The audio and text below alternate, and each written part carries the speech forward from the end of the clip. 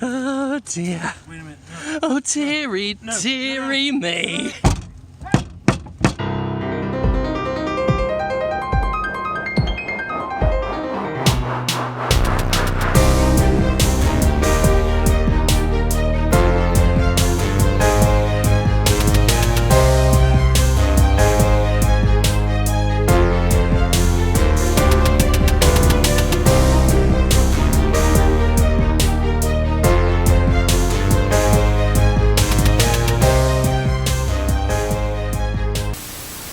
There is no shaky McMullen.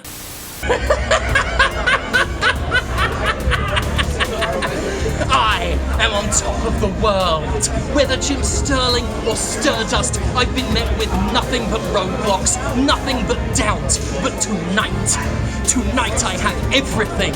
Loot boxes have been discredited, and I, Stardust, I have a wrestler. There is only the Ursa Major. My life's awesome! If 2017 saw loot boxes explode onto the AAA gaming scene with all the unrestrained debauchery of an office party booze up, 2018 has been the hangover.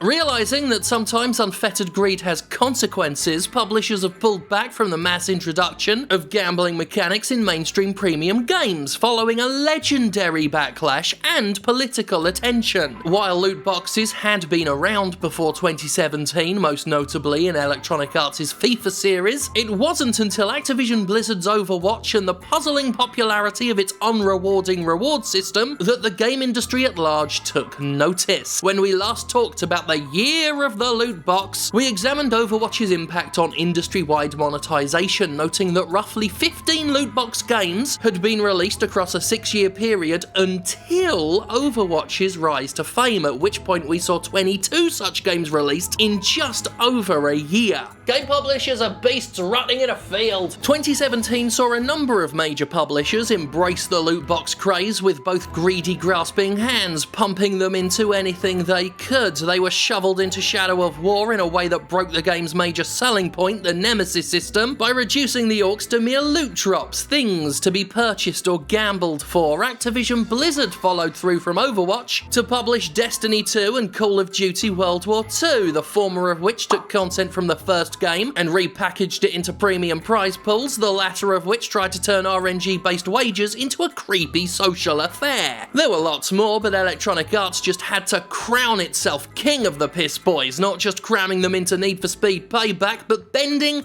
breaking, and bastardizing. Star Wars Battlefront II, so player progress and competitive ability revolved entirely around a random economy. Of course, Battlefront 2 is now notorious for what EA tried to do with it, as the publisher, so inconceivably fucking stupid, short-sighted, and avaricious as it is, didn't realise that pissing off Star Wars fans, as well as average video game players, was a really, really idiotic thing to do. You should know what happened after that. The Battlefront 2 subreddit revolted to the point where EA Dice's response to the controversy, where they said that they intended to give players a sense of pride and accomplishment with their grindy, shitty game, became the most downvoted comment in Reddit history.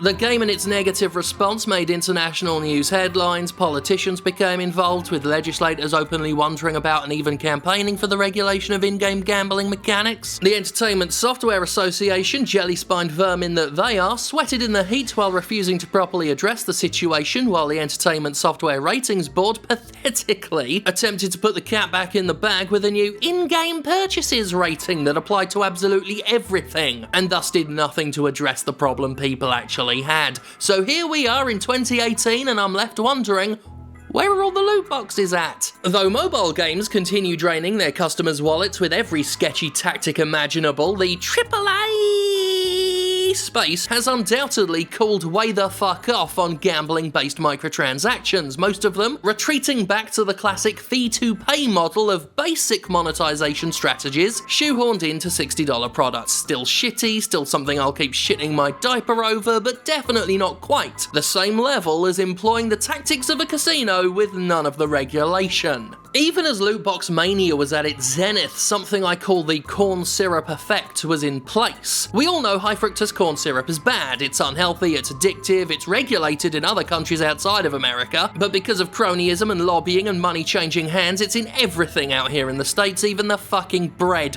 One of the first things I noticed when I moved here was how the bread tastes like fucking cake. It's everywhere and it's not going away. However, it's also got a really bad reputation, with the corn industry having to pre-justify its existence and always be on the defensive, while other products get good PR by advertising themselves as corn syrup free. This is what I thought would happen to loot boxes for the longest time, and for a while it was headed that way. It's not an ideal situation, but I felt loot boxes were here to stay, at least until politicians got involved, and I didn't expect them to get involved as quickly as they did. I kept warning publishers if they were going to continue pushing the boat out that regulation was coming for them. I just didn't expect EA to get so greedy so quickly. So their presence requiring constant defense was the best I'd hoped for. It was not much of a victory, but we take what we can get. We'd already seen a number of games score brownie points from the public by promising their games wouldn't have loot boxes. Capcom pledged they wouldn't be in Monster Hunter World, citing their potential to undermine gameplay. Dauntless voluntarily removed them from the game, getting some nice publicity in return. These games were basically the throwback Mountain Dew of this whole metaphor, advertising their real sugar microtransactions as opposed to corn syrupy loot boxes. Still shit for ya, but not quite as shit. But it seems the corn syruping and the controversy has reached a point to where loot boxes might be almost completely untenable in the AAA space anymore, as publishers have scuttled away from the business practice like cockroaches in a house fire. Major games like Far Cry 5 and Sea of Thieves started to promise a lack of loot boxes also, which was remarkable, considering those games came from Ubisoft and Microsoft, two of the most excessively money-hungry publishers in town. Again, they're still merrily aboard the microtransaction train, but I dare say if they had any plans for prize crates or reward boxes or any of that shite, Battlefront II undoubtedly scared them off. Even more remarkable, however, were the subsequent backtracks. Star Wars Battlefront II almost immediately disabled its microtransactions and had to rebalance the game, all but admitting they purposefully unbalanced it to support a pay-to-win model. This move was meant to be temporary, but after months of waiting, EA gave up and is now implementing simple cosmetic microtransactions, despite EA once lying about how impossible it was to put cosmetic microtransactions in a Star Wars game. Liars. Battlefront 2 had no way to justify putting paid loot boxes back in once they were taken out. Maybe EA hoped the fury would die down and they could quietly smuggle them back in, but the pressure never let up. And that's why anybody who says you're wasting your time complaining about venomous business practices is a status quo warrior trying to uphold existing systems, and they should have hot wet garbage pelted at them for all eternity. In addition, Electronic Arts updated Need for Speed Payback so it wasn't a box-driven microtransaction-fueled grind fest, at least not quite as badly as it was. The popular free-to-play game Paladins had pissed off its own fan base with Cards Unbound, a gameplay update that had, you guessed it, added a loot box system. However, those pissed off fans mounted a counter-offensive, littered the game subreddit with hilariously bad fan art, and Hi-Rez Studios announced it was acting upon the backlash and removing Cards Unbound entirely. But most surprising of all was Shadow of War finally capitulating just this past week, after months of defending its shitty war chest marketplace as a matter of player choice. Monolith Productions finally admitted what I and others have been saying since before the game even fucking came out. The presence of loot boxes fucks with the game's Nemesis system, a system based around the individual nature and storied encounters with orcs, something that became trivial and shallow and unsatisfying once orcs were turned into saturatingly abundant loot. Monolith and Warner Brothers think we're stupid, and so they're painting this as a philanthropic move done for the good of the game, even though the marketplace is closing in July 2018 and the thing launched in October 2017, and they were warned! Warner Brothers has basically made all the money it's gonna make from the thing and is now only shutting up shop for the publicity. If anyone with clout actually cared about Shadow of War's quality, the randomized loot chests would never have been considered in the first place. Warner Brothers knows what impact microtransactions can have, it uses them often if fucking enough, and anybody who doesn't know by now what negative effects loot boxes have on a game is quite truly a fucking moron.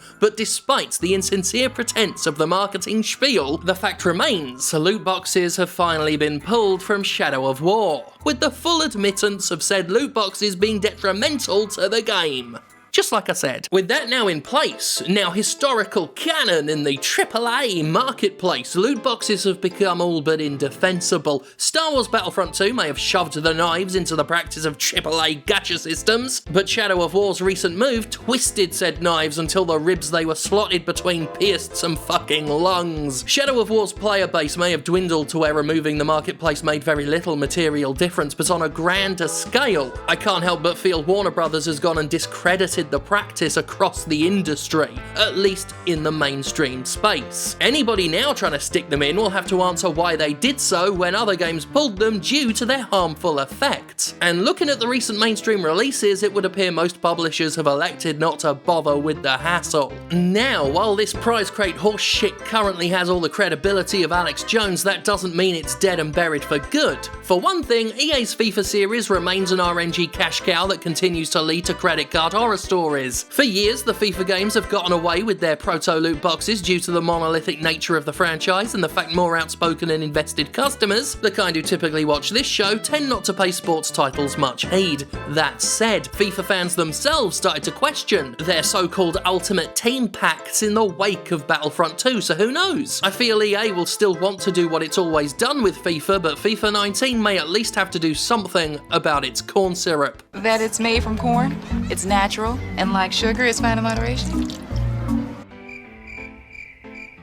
Then there are those scumfucks at Activision Blizzard who, despite kickstarting the year of the loot box by popularising its concept among major publishers, and despite fuck up after fuck up with Destiny 2, and despite dropping prize crates from the sky onto Normandy Beach with tasteless fucking abandon in COD War 2, has really come out of this relatively unscathed. While Electronic Arts took all the heat, ActiBliz is unapologetic and laughing itself to the bank, sitting on top of record high profits thanks to microtransactions. Overwatch itself was defended to the hilt by its fan base from any and all criticism, protected as it is even by pundits who follow Blizzard's bullshit about how it doesn't belong in the loot box controversy when it does. Meanwhile, nobody really remembers to bring up COD or the fucking loot boxes that had been shoveled into Modern Warfare Remastered, complete with gameplay affecting items that have been snuck into them later down the line. By far, Activision has pulled some of the shittiest tactics with the least blowback, often using Blizzard as a shield. If I were to predict the future of glorified gacha griminess for Activision, I feel like they'll at least keep RNG-based microtransactions for future Blizzard titles, simply because the community has communicated it's complacently comfortable with them. Oh, and just returning to EA for a second, some analysts reckons that if there are loot boxes in Anthem, they will be just cosmetic. But outside of a Blizzard game, even that I think's not going to cut it anymore, but we'll see. For the rest of the industry, you can expect a resurgence of microtransactions coupled with communal praise as if they're a good old-fashioned business model that's always been with us. Sea of Thieves developers already soaked in the good cheer for promising microtransactions instead of loot boxes, though I guarantee plenty of people at Microsoft creamed their jeans at the potential for random treasure chests. You know they thought of it. As I've said a few times in the past, this is what the game industry loves to do. Push the envelope, get greedier and greedier, see how much it can get away with, and when it pushes too far, quickly pull back to previously unacceptable business models that now look fantastic in comparison. important. It's like blowing into a balloon. The balloon gets less tight the more you blow into it and let the air out as prior restrictions are stretched to breaking point. That's the AAA gaming industry, an inflating and deflating balloon that gets saggier and slacker with each stretch. I wish someone would pop it. At any rate, all the publishers are interested in wanking over Battle Royale games now, so that's what this year's probably gonna look like. Nevertheless, loot boxes, even if they cling around, even if they stick about, are irreparably damaged. And I'd like to say right now, fuck everybody who sent me their spiteful little emails telling me loot boxes were here to stay and that I should shut the fuck up because nobody can do anything about it. I've got a special Jimquisition loot box just for you.